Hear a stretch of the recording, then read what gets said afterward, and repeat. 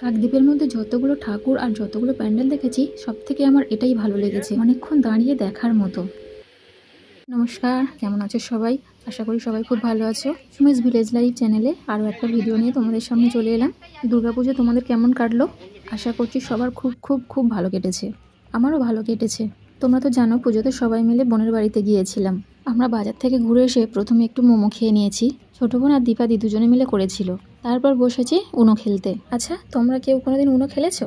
আমি তো এই খেলার নামই জানতাম না, প্রথম বোনের কাছেই শুনেছিলাম এই খেলার কথা। তারপর আগের বছর দুর্গাপুজোয় ওদের বাড়িতে গিয়ে খেলেছিলাম, আর আমরা যখন সিকিমে যাই তখন ট্রেনেতে খেলেছিলাম। আবার বোনের বাড়ি এসে এই খেলছি। তবে এই খেলাটা বেশ ভালোই লাগে যেন। বোন আর ঘন্টু আমাকে শিখিয়ে দিয়েছিল।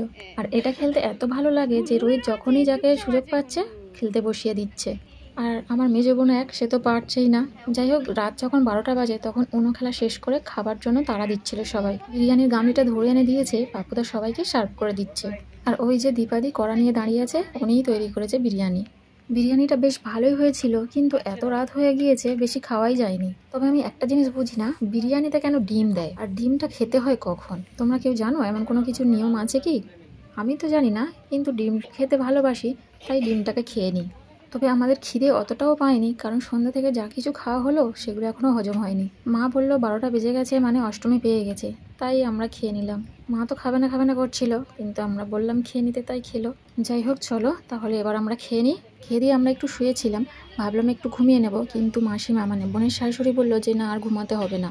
তার কারণ খাওয়া দাওয়া শেষ হতে রাত 1টা বেজে গেছিলো, আর 1টার সময় ঘুমিয়ে 2টোর সময় উঠতেই পারবে না কেউ। তাই সবাই বসে বসে গল্প করছিলাম। 2টো বাজে আমরা রেডি হতে শুরু করলাম, কারণ রেডি হতে তো অনেকটাই সময় লাগবে। তবে মেজো বোন একটু মেকআপ করেছে, আমরা অতটার মেকআপ করিনি। এই যে আমরা প্রায় রেডি, এবার বেরোবো। আমাদের কেমন লাগছে কমেন্ট করে বলো কিন্তু। আর আমরা দাঁড়িয়ে দাঁড়িয়ে মেকআপ করছিলাম বলে ঘরের মধ্যে সবাই, তাই পাপ্পুদা আর রোহিত দুজনে মিলে বিছানায় বসে বসে প্যান্ট জামা পরে নিল। চলো আমরা সবাই রেডি, এবার বেরিয়ে পড়ি। এই যে টোটো দাঁড়িয়ে আছে, আমরা এতে করেই যাব সবাই। আর দেখো, আমরা বের হচ্ছি এখন 2:52 বাজে। আমরা সবাই মিলে এসে গেছি মায়ের কাছে। তবে আমাদের আশেপাশের মধ্যে আমি দেখেছি কাকদ্বীপের ঠাকুরগুলো বেশ ভালোই হয়, আর প্যান্ডেলগুলোও। আর সন্ধ্যাবেলা এত ভিড় হয়, আমরা তো বাজারে এসেছিলাম, দেখে গেলাম প্রচণ্ড ভিড়। তাই এই রাতে আসা, রাত না ভোর 3টে। ভোরবেলা রাস্তাও ফাঁকা আছে, আর গাড়িও ঢুকতে দিচ্ছে সব জায়গায়। আমরা গাড়ি থেকে নামছি, ঠাকুর দেখছি, আবার গাড়িতে উঠে পড়ছি। অতটা হাঁটতেও হচ্ছে না, আর লাইন দিতেও হচ্ছে না। আর একটা টোটোতে তো সবাই বসতে পারবে না, তাই রোহিত, ঘন্টু আর পাপ্পুদা 3জনেই সাইকেলে করে গেছিল। এই যে প্রায় সকাল হয়ে এসেছে, আমরা চলে এসেছি ঠাকুর দেখে বাড়িতে। আর ছোট বোন ওর বরকে মজা করে বলছে এই স্টোর খুলো, আমরা আইসক্রিম নেবো। ওদের ঘরের চাবি ওর কাছে ছিল, তাই সবাই নেমে যেতে আমরা আবার ঠিক করলাম একটু নদীর ধারের দিকে ঘুরতে যাব। ওই দিকটা কোনোদিন যাইনি, আর কেমন নদীর ধার একটু দেখে আসবো।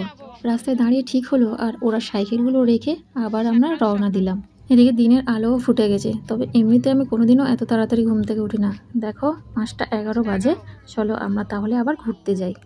আর এই যে একসাথে যাবে, আর কত এদের রং সব দেখবে। আমরা সবাই এগিয়ে গেছি, আর দিদি, গুনগুন ওরা বাড়িতে গিয়েছিল, ওদের জন্য একটু দাঁড়িয়েছিলাম। তারপরে ওরা আবার আসতে একসাথে চলে গেলাম। সবাই মিলে একসাথে খুব মজা করলাম।